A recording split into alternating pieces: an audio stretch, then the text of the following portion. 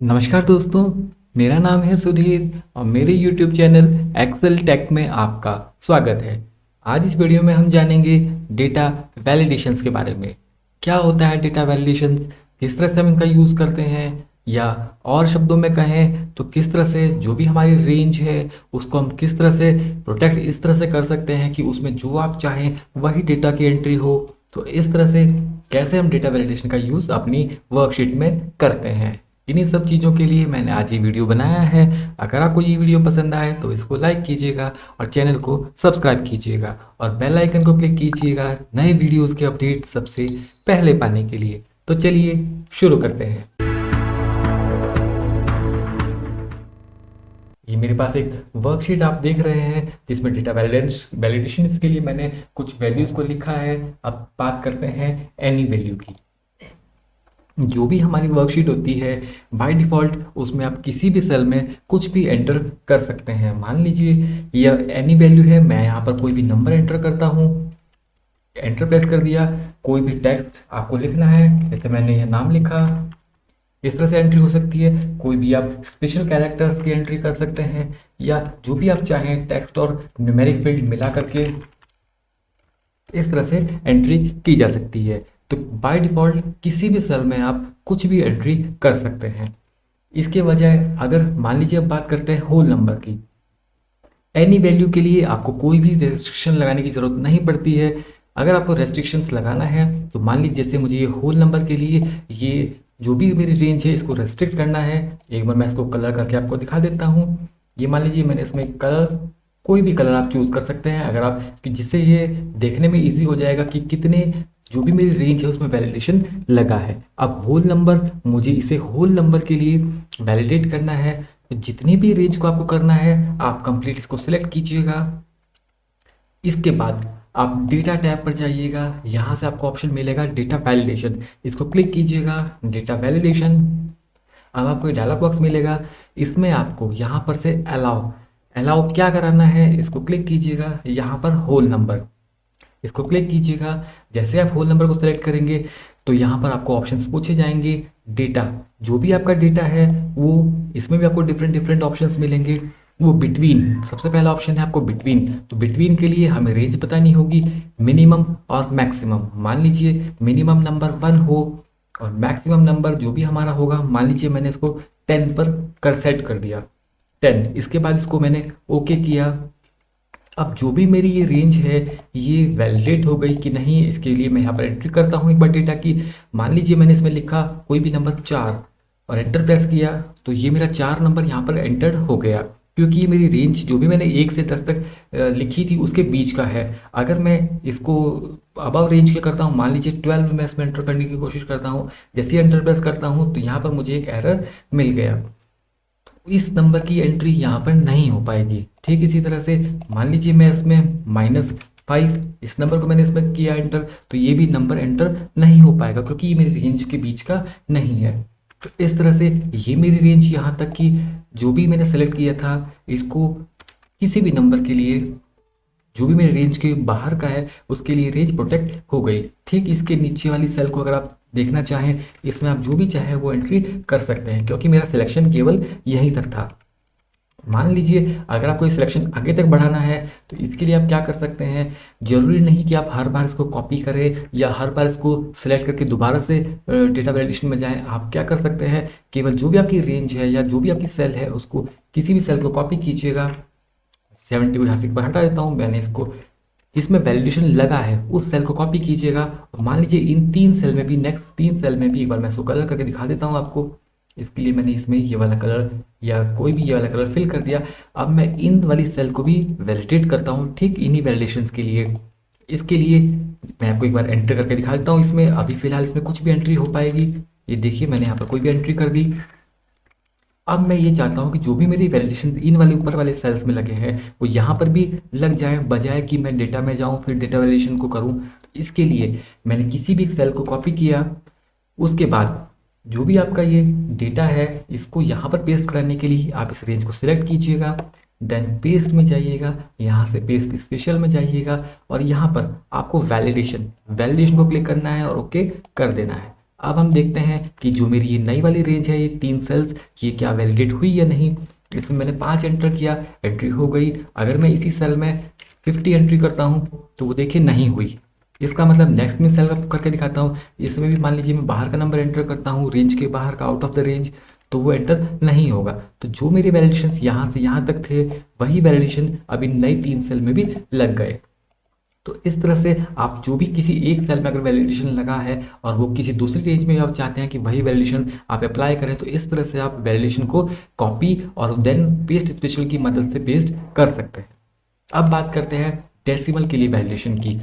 किस तरह से हम डेसिमल के लिए वैलिडेट कर सकते हैं सेल्स को। ठीक वही तरीका है, आप रेंज को एक बार या तो सेलेक्ट कर लीजिएगा, देन इसके बाद डेटा पर जाइएगा और यहाँ से डेटा वैलिडेशन को क्लिक कीजिएगा, डेटा वैलिडेशन मिलेगा। इसके बाद यहाँ से आपको डेसिमल सेलेक्ट करना होगा और इसमें भी मिनिमम और मैक्सिमम आप भर सकते हैं, जो भी आपकी रेंज है। मान लीजिए अगर आपको इक्वल टू करना है या नॉट इक्वल टू करना है, तो यहाँ से आप चूज कर सकते हैं।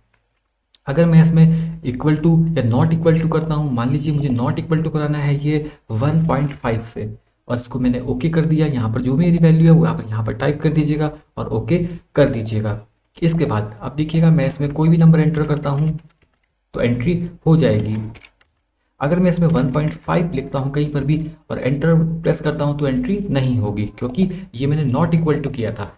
यहाँ पर भी किसी दूसरी सेल में आप कर देखिएगा, जो भी रेंज थी इसमें एंट्री नहीं हो पाएगी। तो इस तरह से आप जो भी आपकी रेंज है उसको सेलेक्ट करने के बाद इस तरह से डेटा वैलिडेशन की हेल्प से इसको फिक्स या वैलिडेट कर सकते हैं। अब बात करते हैं, पहले हम डेट की बात करते हैं, किस तरह से हम डेट के लिए वैलिडेट कर सकते हैं। सेम प्रोसेस है, आप रेंज को सिलेक्ट कीजिए, डेटा वैलिडेशन में जाइएगा, यहाँ से अलाउ जो भी आपकी डेट है उसको क्लिक कीजिएगा और यहाँ पर आपको स्टार्ट डेट और एंड डेट देनी होगी। स्टार्ट डेट मान लीजिए मैं यहाँ पर लिखा 1/1 और 2020, तो मैंने 1 जनवरी 2020 स्टार्ट डेट लिखा और एंड डेट के लिए मान लीजिए मैं लिख देता हूँ 31/12/2021। तो ये मैंने स्टार्ट डेट और एंड डेट यहाँ पर डिफाइन कर दी और इसके बाद ओके कर दिया। अब आप देखते हैं, इसके लिए मैं कोई भी डेट इसमें एंटर करता हूँ, मान लीजिए मैंने लिखा 1/5/2020, एंटर किया तो ये डेट यहाँ पर एंटर हो गई। अब मैं आउट ऑफ द रेंज कोई भी डेट यहाँ पर एंटर करता हूँ, मान लीजिए मैंने लिखा 5-6-2025। जैसे मैं इसको एंटर प्रेस करूँगा तो यहाँ पर रिजल्ट नहीं आएगा, या जो भी हम टाइप हैं वो टाइप्ड नहीं होगा। यहाँ पर एक आपको एरर मिलेगा। ये एरर को हम अपने हिसाब से भी कैसे सेट कर सकते हैं मैं आपको बताता हूँ। इसके लिए आप जो भी ये रेंज है आप इसको सेलेक्ट कीजिए, डेटा वैलिडेशन में जाइए, यहाँ से यहाँ पर आपको सेटिंग्स टैब में अभी तक हम ये डेटा की एंट्री या जो भी हमारे वैलिडेशन है वो लगा दे रहे थे। अब इसमें 2 टैब आपको और दिखते हैं, एक इनपुट मैसेज का और एक एरर अलर्ट का। इसमें आप अपने हिसाब से जो भी आपको यहाँ पर मैसेज सेट करना है वो यहाँ पर सेट कर सकते हैं। यहाँ पर ये आपका बॉक्स टिक होना चाहिए कि शो, देखिए show input message when cell is selected, जब सेल सेलेक्ट होगी तो क्या मैसेज आपको दिखाया जाएगा। यहाँ पर मैं कुछ भी लिख करके दिखा देता हूँ, जो भी हमारा टाइटल होगा प्लीज,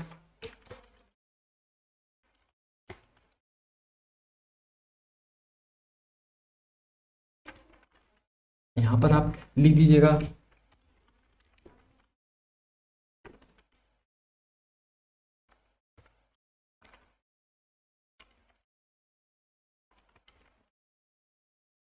इस तरह से आप कोई भी मैसेज यहाँ पर सेट कर सकते हैं। ठीक इसी तरह से अगर आपको एरर अलर्ट पे मैसेज देना है तो क्या मैसेज होगा, यहाँ पर आपको ये ऑप्शन को टिक रखना है, अदरवाइज ये हाईलाइट नहीं होंगे। इसके लिए स्टाइल में आपको 2-3 ऑप्शन मिलते हैं, स्टॉप, वार्निंग और इन्फॉर्मेशन। स्टॉप आपको कुछ भी डेटा को एंटर नहीं करने देगा, जबकि वार्निंग आपको एक वार्निंग देगा और उसके रिगार्डिंग डेटा आप एंटर कर सकते हैं, जबकि इन्फॉर्मेशन केवल आपको एक इन्फॉर्मेटिव ही मैसेज देगा, आप डेटा एंटर कर सकते हैं। अगर आपको बिल्कुल स्टॉप कराना है तो आप स्टॉप वाला मैसेज को चूज़ कीजिएगा। देन यहाँ पर जो भी आप अपना एरर डिफाइन करना चाहते हैं वो यहाँ पर डिफाइन कर सकते हैं।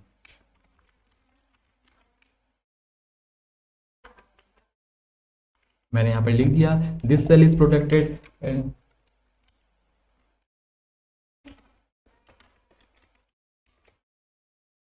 और यहाँ पर मैंने नॉट अ वैलिड डेटा ये मैसेज सेट कर दिया। इसके बाद इसको ओके कर दीजिएगा। अब आप जिस भी सेल में जाएंगे क्योंकि मैंने कंप्लीट रेंज को यहाँ पर जो भी आपको देख रहे होंगे इसको प्रोटेक्ट किया है। तो जो जिस भी सेल पर आप जाएंगे वहाँ पर आपको ये इनपुट वाला मैसेज दिखाई दे रहा है, दिस रेंज इज वैलिडेटेड और एंटर डेटा बिटवीन 1 जनवरी 2020 से 31 दिसंबर 21 तक। तो ये आपको हर सेल में मिलेगा।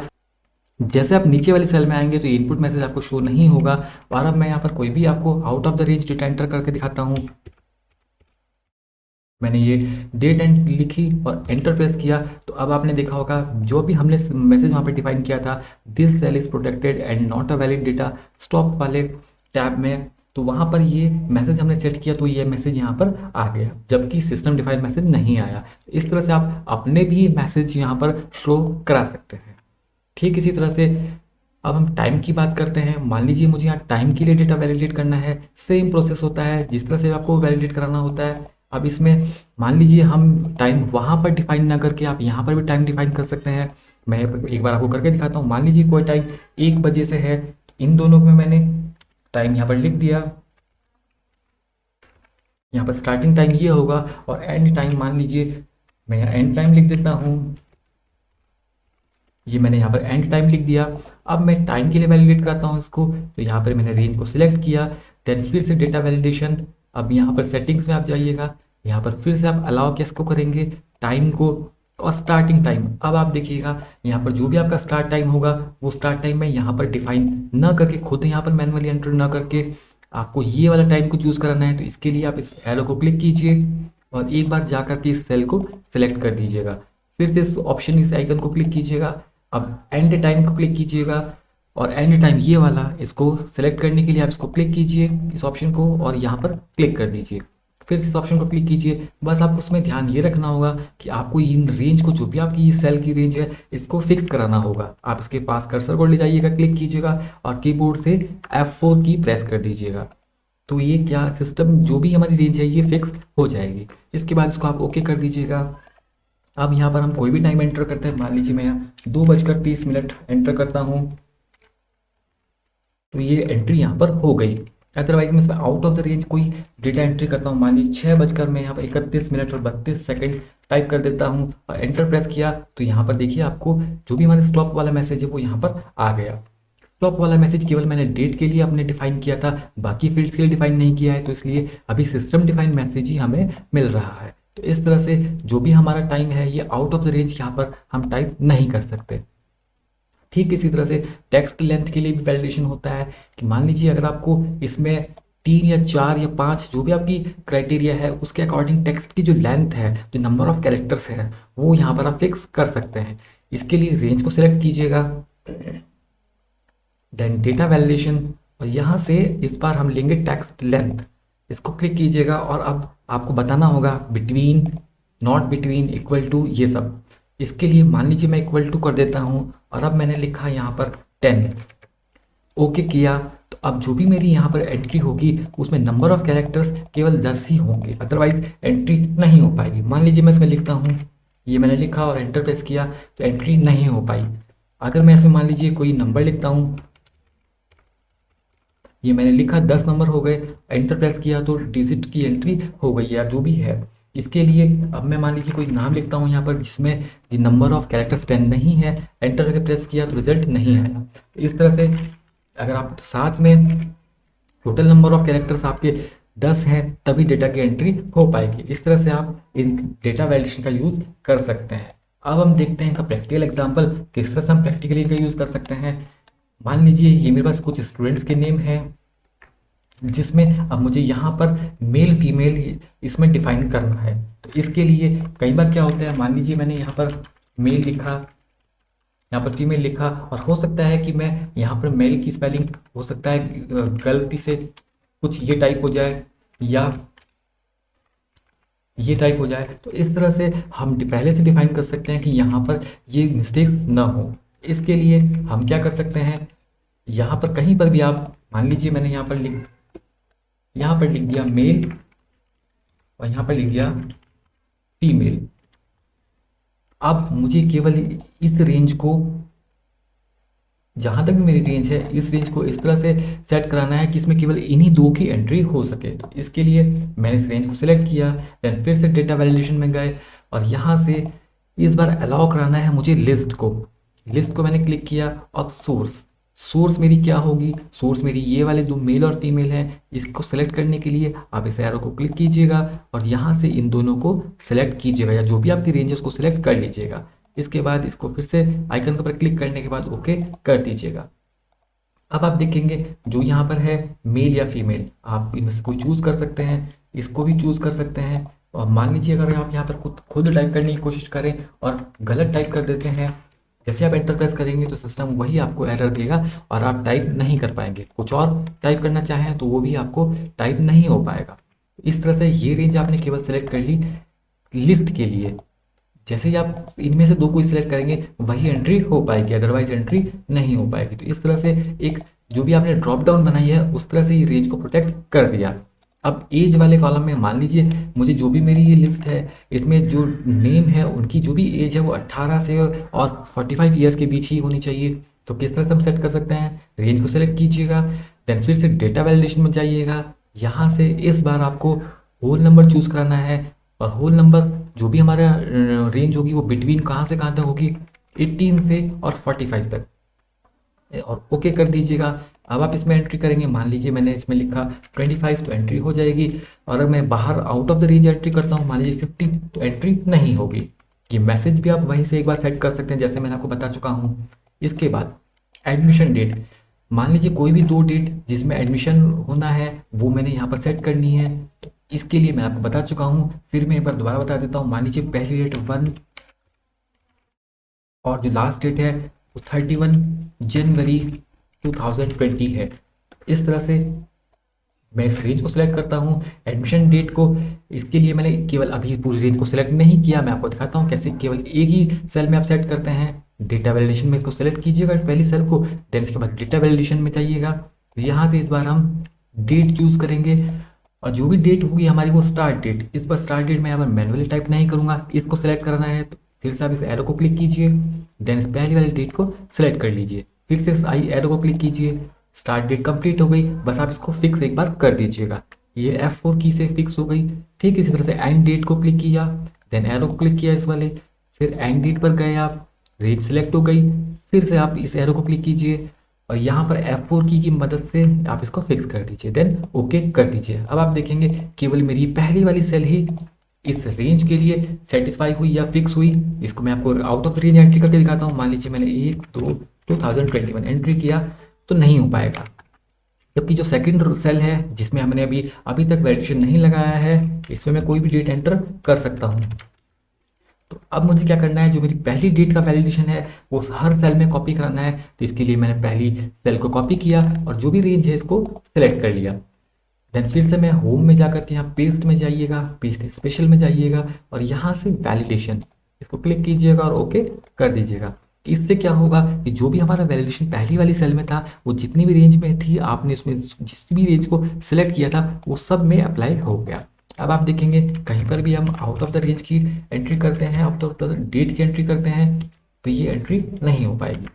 ठीक इसी तरह से क्लास टाइम भी आप एंट्री कर सकते हैं, जो भी मैंने आपको बताया टाइमिंग के लिए। इसी तरह से मोबाइल नंबर में आप टेक्स्ट लेंथ का वैलिडेशन लगा सकते हैं, जो उसकी लेंथ जो भी हमारी लेंथ है 10 या उससे कम होगी या ज़्यादा होगी तो यहाँ पर नंबर की एंट्री नहीं हो पाएगी। अब बात करते हैं कस्टम वैलिडेशन की।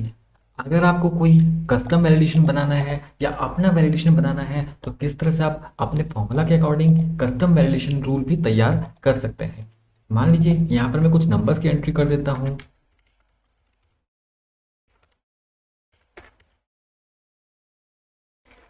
अब मैं ये चाहता हूँ जो भी मेरा यहाँ पर मैं इस जो भी मेरा ये नंबर है इसके 10% से ज़्यादा एंट्री यहाँ पर ना हो पाए।